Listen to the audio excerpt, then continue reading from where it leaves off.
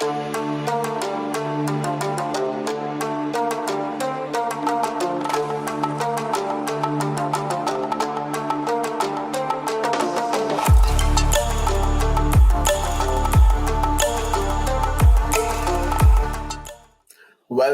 to the final video of the series Pawn in CTF.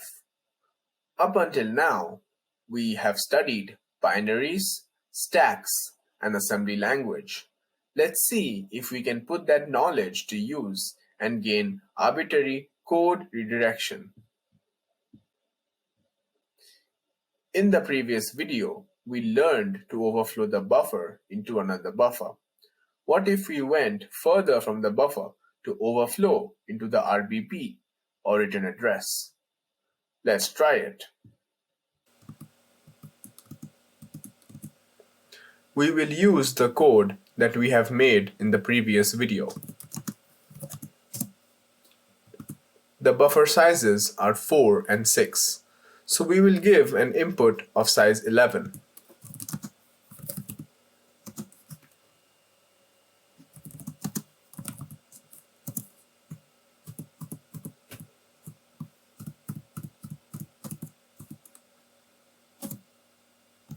The program terminated after printing buffer 1 with stack smashing detected.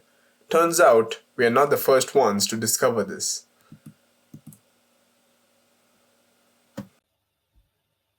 This is a safety feature known as stack canary, which checks during program run if the section, including RBP and beyond, has been overwritten. There is a command line tool that is installed along with Pawn tools called checksec that informs us about the securities present in a binary.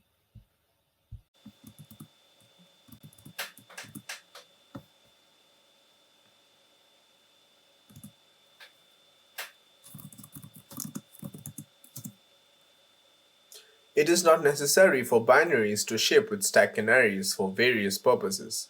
We also can create binaries without stack canaries using a flag while compiling with GCC.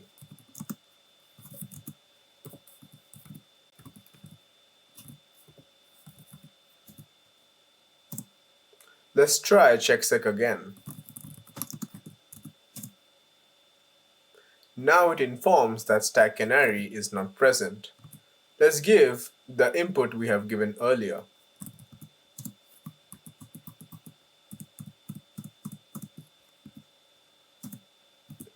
This time there is no warning, although we have overwritten the base pointer. Overwriting the base pointer does not do much harm as the program is terminated immediately after. The base pointer is regarded as a data type long int, hence of size 8 bytes, and each character is of size 1 byte in the input. Let's try and fill the base pointer RBP.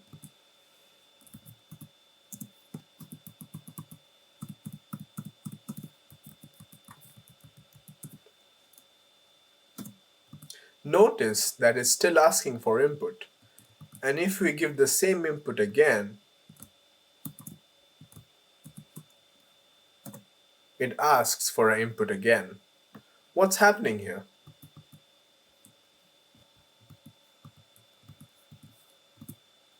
Let's fire up Jeff to see what's going on.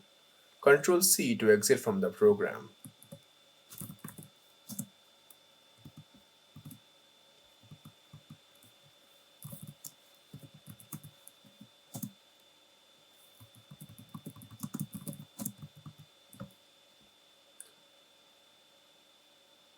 Now we will set breakpoint just before the program terminates at the return instruction.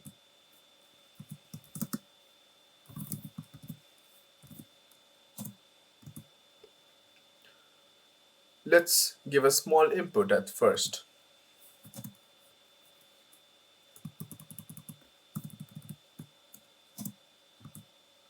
Observe here that after the return statement, it executes a library function that is used for cleaning up and exiting. The libc on my system indicates that this address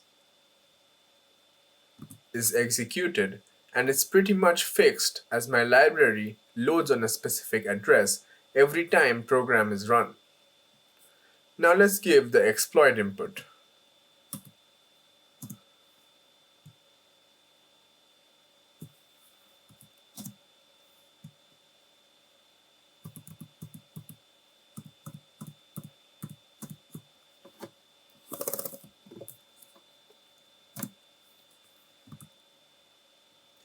Now notice that it still executes a library function,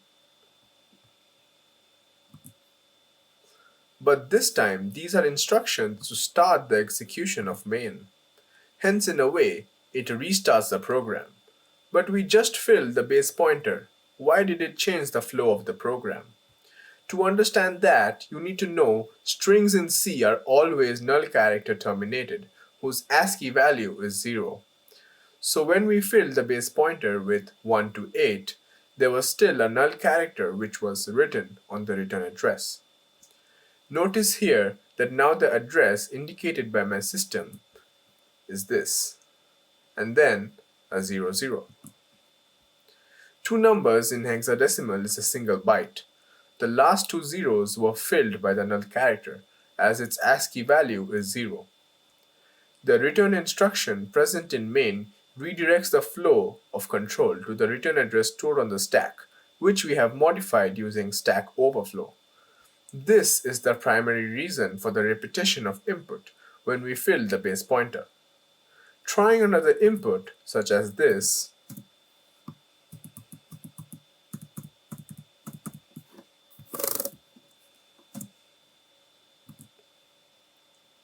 won't repeat it anymore, as the return address is probably invalid now, after writing null character and 9.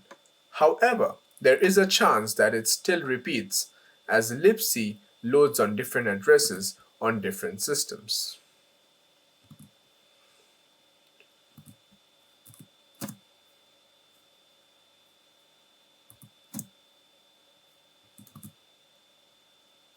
But how does writing to the return address stored in the stack do us any benefit? It's not like we're obtaining a shell out of it.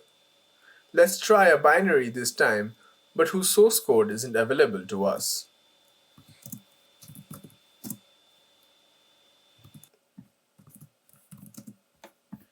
Here is the binary, which is called pawn_me.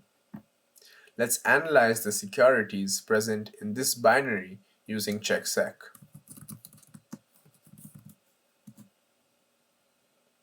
Checksec informs us that this binary does not possess any stack canary, which means we could potentially write into its return address.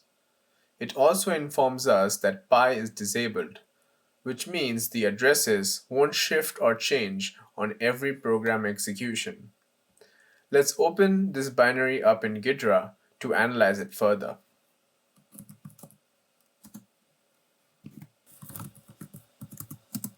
Ghidra is a software reverse engineering framework maintained by the NSA.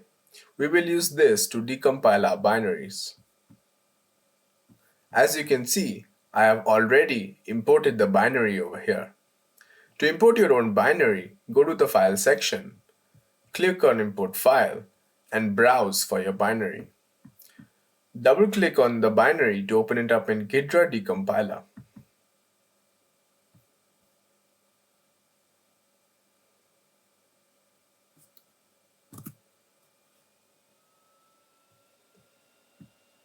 We will use Ghidra analyzers to analyze the binary.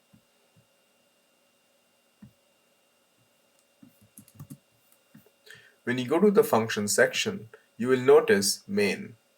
Main corresponds to main function in C programs.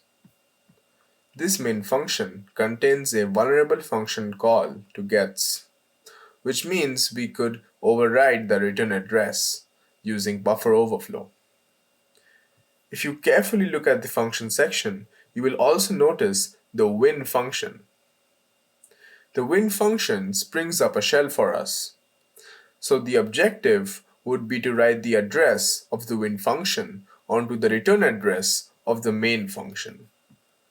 When the main function hits this return instruction, it will redirect to the address in the return address on the stack, which we have overwritten using buffer overflow to store the address of win.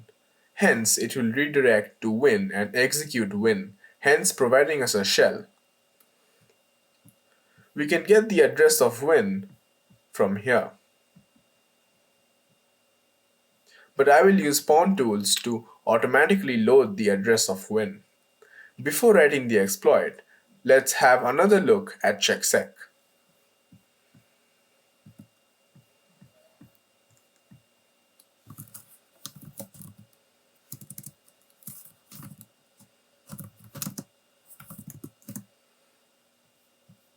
The architecture section over here says that it is AMD 64 64 little. Little stands for Little Endian. But what does Little Endian mean?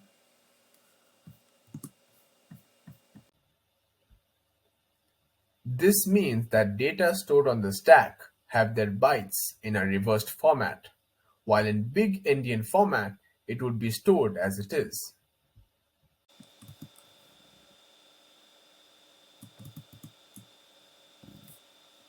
Let's start writing the exploit script.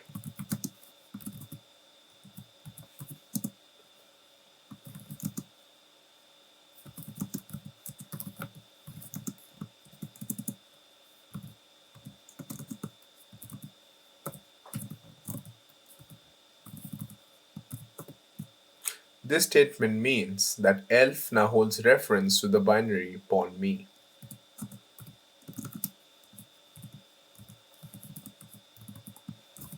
Elf.process starts the process associated with the elf, and p holds the reference to that process. After starting the process, we will receive whatever the binary outputs when it's run until it asks for an input. To do that, we do p.receive. We will now send a payload that will fill the buffer and the RBP in the stack with a random character.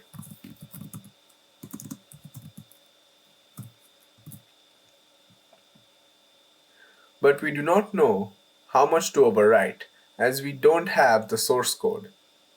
Let's call that variable offset for now.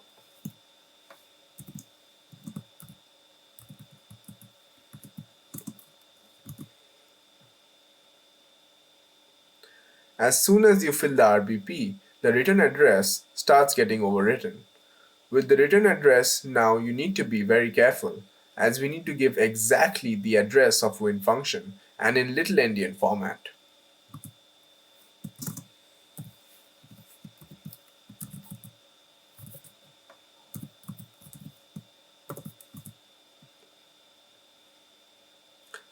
elf.sim.win returns the address of win function as an integer, but just passing the integer won't do. We need to send it in Little Endian format. P64 does just that for 64-bit binaries. It would be P32 if binary was a 32-bit.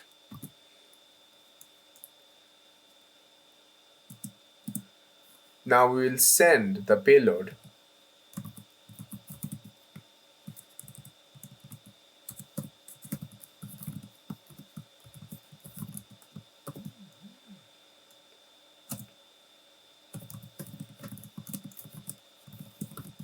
P.interactive returns control to the user, so it makes an interactive interface through pawn tools.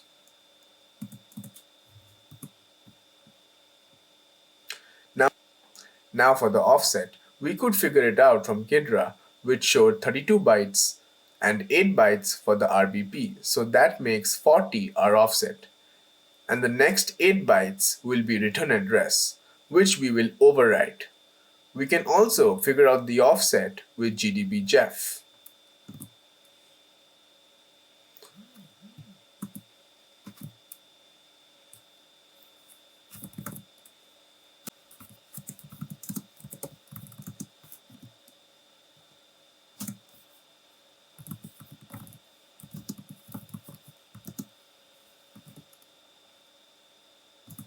This command will create a Debrogen sequence of length 50. You can learn more about Debrogen from Wikipedia. This shall be our input. Let's run it and give that input.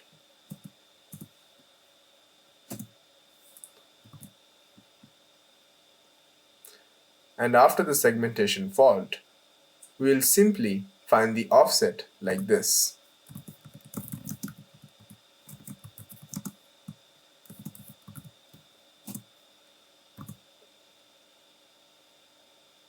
This gives us 40. This means after 40 characters from the input buffer, it will start writing into the return address, which is our offset in the program.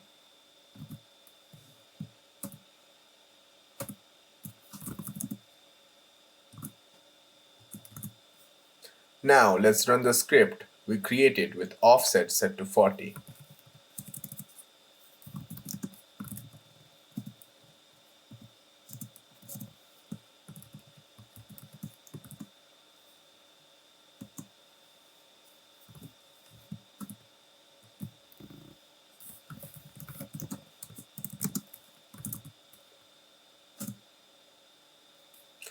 As you can see, the exploit worked and a shell has popped, to which we can pass arbitrary commands.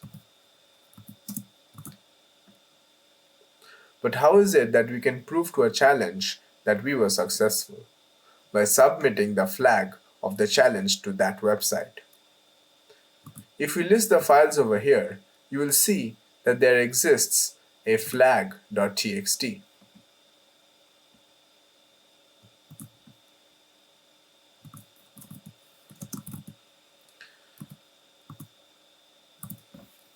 Printing the contents of it will reveal an unpredictable string, which is the flag for this challenge.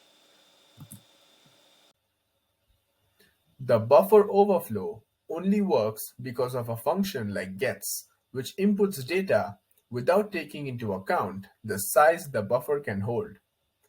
There are several other functions, as you can see here. Another application of manipulating the return address is the shellcode exploit. Shellcodes are a specific bunch of characters when passed into an executable stack, and running the instruction pointer through these characters springs up a shell. The method to deploy shellcode is to store the shellcode in a buffer, get the address of the buffer, and then overwrite the return address with the address of the buffer, making the instruction pointer run through these characters. This section has been left for you to explore. Thank you for sticking around this far. This is Swastik, member of GNU Linux Users Group, signing off. Keep hacking and may the source be with you. Back from the dead.